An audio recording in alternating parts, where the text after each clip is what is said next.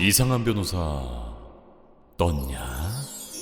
노근영 박사님 떴다. 오늘의 녹즙 띵크, 드디어 시작된 디즈니 플러스의 새로운 시리즈 이상한 변호사 우영 아이 변호사 시얼크의 1화가 그 뚜껑을 열었습니다. 썰미 거두하고 가보자고. 가자. 자, 들어갑니다. Let's go.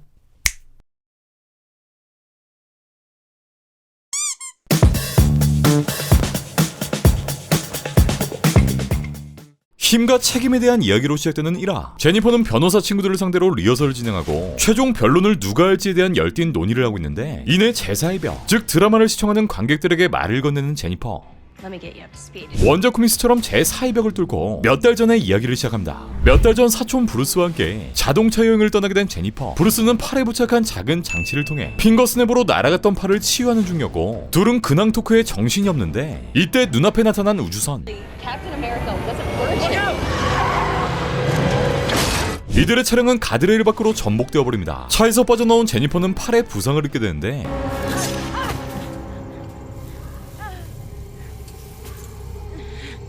차에 갇힌 브루스를 꺼내기 시작한 제니퍼. 그리고 브루스 갈림피가 제니퍼의 상처로 빨려 들어가며 이렇게 제2의 헐크로 변신하게 됩니다.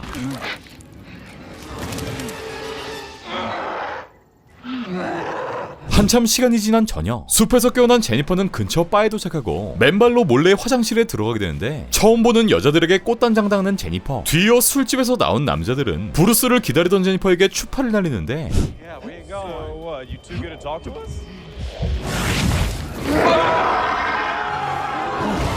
이때 제니퍼를 덮치는 초록 괴물. 그렇게 다음날 아침, 한적해 보이는 섬에서 잠을 깬 제니퍼. 여기엔 아이언맨의 부서진 헬멧도 놓여져 있고, 연구실로 보이는 지하실에 가보니 보이는 브루스, 아니 스마트 헐크. 이곳은 멕시코의 외딴 섬. 분립 때 헐크는 이곳에서 몸을 회복했고, 또 헐크와 배너를 합치는 작업 또한 진행했던 곳인데, 살아생전 토니가 지어주었던 공간이라 설명합니다. 배너는 사고 전 그 우주선이 사카르의 8급 통신선, 자신에게 메시지를 전하기 위한 떡밥이었다 설명하고, 일단 너부터 해결하자 말하는데, 이번 사고로 치사량의 감마선에 노출되어버린 제니퍼. 요 이야기를 자세히 풀어보면 배너 집안의 DNA엔 희귀한 조합, 바로 몸 안에 감마선이 들어와도 다른 걸로 합성할 수 있는 유전자가 존재했으며, 이 배너의 혈액을 통해 제니퍼는 쉬얼크로, 제니퍼의 혈액을 통해 배너는 팔을 치유하고, 또 이렇게 헐크와 배너의 자아는 다시 하나가 됩니다. 그리고 제니퍼의 혈액 분석 결과 이렇게 세상에 두기 위험한 수준으로 강력했고,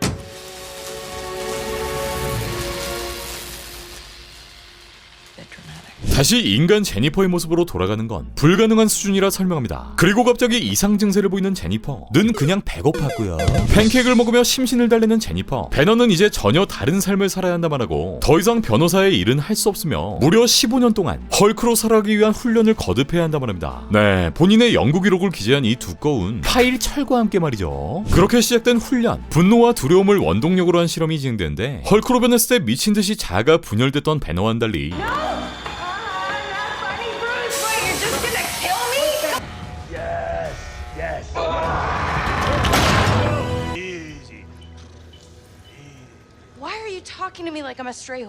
제니퍼는 이렇게 한치의 자아 분열도 없이 헐크 그 자체로 완벽하게 동기화가 됩니다.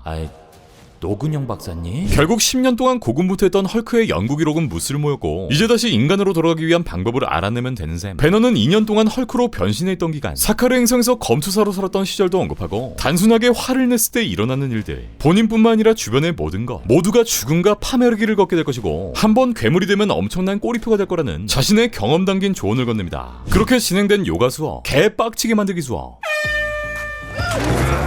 바위 던지기, 헐크 점프,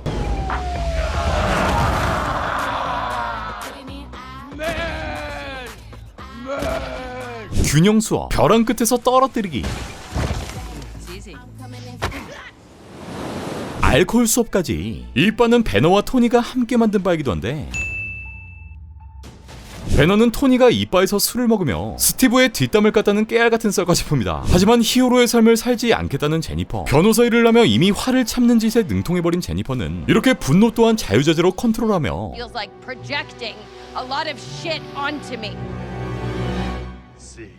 No? I'm doing this. 원래의 모습으로 돌아갈 수 있는 능력까지 통달해버립니다. 그리고 자신의 삶으로 돌아가겠다는데 우리 같은 사람들이 아니면 누가 세상을 지키냐 묻는 배너에게 자신의 인생은 오빠처럼 뺏기고 싶지 않다 말합니다. 그렇게 실랑이를 시작한 둘, 결국 헐크를 밀어버린 채 출발하고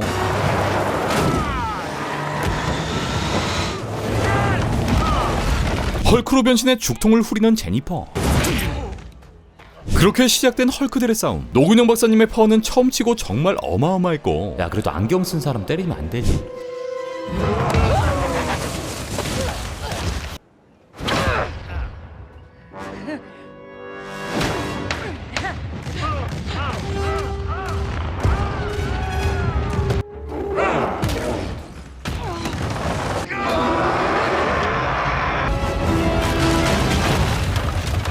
결국 공들여 만든 바가 무너지며 싸움이 끝납니다. 화해 후 다시 헤어지는 이들. 변호사 시얼크의 이야기는 이렇게 시작되는데 다시 법정으로 돌아온 제니퍼가 변론을 시작하려는 순간 벽을 뚫고 등장하는 레슬러.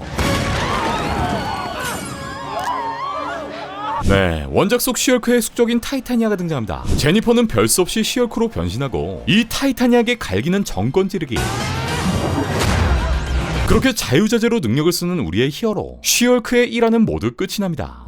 쿠키 있다. 우리 미국의 엉덩이. 스티브가 수총각으로 죽었으면 안 됐다며 꼬장을 부리는 제니퍼. 여기에 헐크는 1944년 US 오토에서 스티브가 여자와 잤다며 이실직고하고 이걸 듣기 위해 취한 척했던 제니퍼는 캡틴 아메리카가 여자랑 이러며 끝이 납니다. 일단 시얼크의 방영 전 진행된 월드 프리미어 행사. 이 자리를 통해 수많은 인터뷰, 수많은 썰들이 오고 가는데 여기에 참석한 브루스 배너, 마크 러팔로는 엔터테인먼트 투나잇과의 인터뷰를 진행했고 여기서 기자는 이런 질문을 던집니다. 월드 헐크의 스토리라인을 이끈 이스터에그가 몇 개 있던데 헐크 단독 영화를 찍으실 건가요? 그리고 여기에 우리 헐크는 그들이 하고 싶어 할 때 언제든지 전 항상 여기 있습니다. 네, 지난 클립 영상을 통해 등장했던 요 우주선. Captain America was a virgin.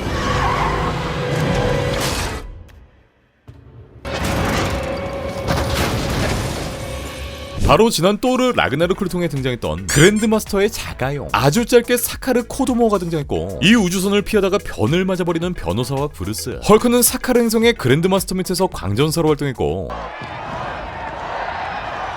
결국 또르와 함께 이 행성을 탈출했지만